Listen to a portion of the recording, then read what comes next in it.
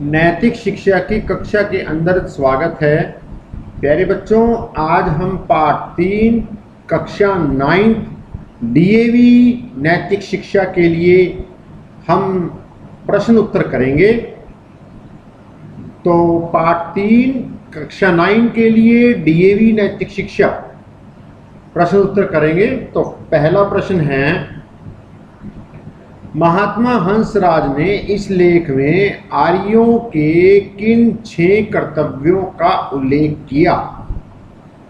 प्रश्न 1, महात्मा हंसराज ने इस लेख में आर्यों के किन 6 कर्तव्यों का उल्लेख किया?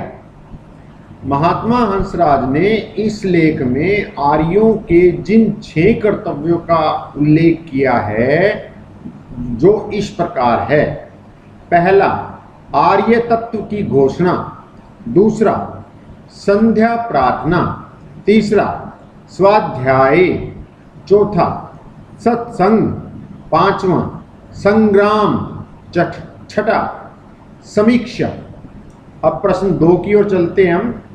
प्रश्न 2 है प्यारे बच्चों हमारे लिए, परमात्मा से किस प्रकार की प्रार्थना करनी चाहिए? इसका उत्तर आगे आता है बेटा नेक्स्ट स्लाइड के अंदर।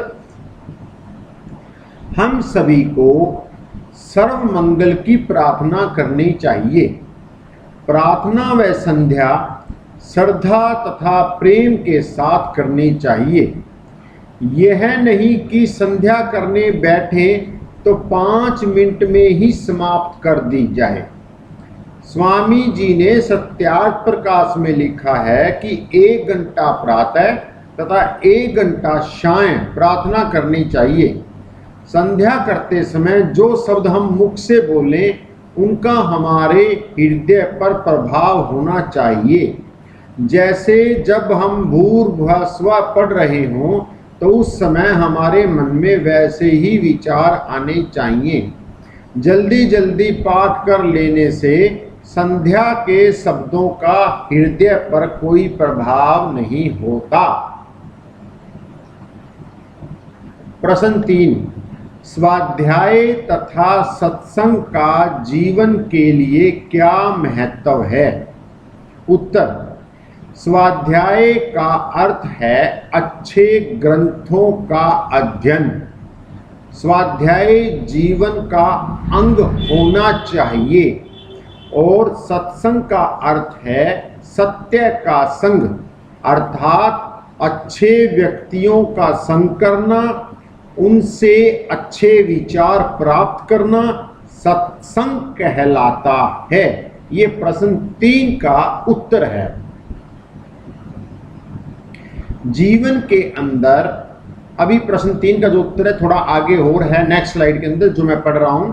जीवन के अंदर यदि स्वाध्याय होगा तो हमारे अंदर सत्संग करने की प्रेरणा अपने आप होगी। दूसरी तरफ यदि हम अच्छे व्यक्तियों का संग करेंगे तो हमें अच्छे कार्यों का बोध अपने आप होगा। इस प्रकार हम कह सकते हैं स्वाध्याय और सत्संग दोनों ही जीवन के आवश्यक अंग हैं। जीवन जीने का सलीका अर्थात कला स्वाध्याय और सत्संग से ही आती है।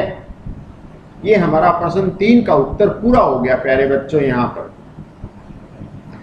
प्रश्न 4, संग्राम नाम से इस लेख में कौन सी मुख्य बात बताई गई है? संग्राम नाम से इस लेख में मुख्य यह बात बताई गई है कि शुभ अशुभ विचार मानव जीवन में संग्राम करते रहते हैं।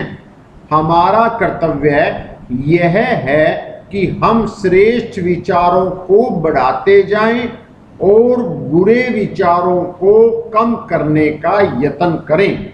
ये प्रश्न नंबर 4 का उत्तर है। अर्थात कहने का इसमें उत्तर में ये तात्पर्य है कि हमारे मन के अंदर जो अच्छे और बुरे विचार होते हैं उन्हीं से लड़ना ही संग्राम है। तो यहाँ पर पाठ 3 के प्रश्न उत्तर कंप्लीट होते हैं।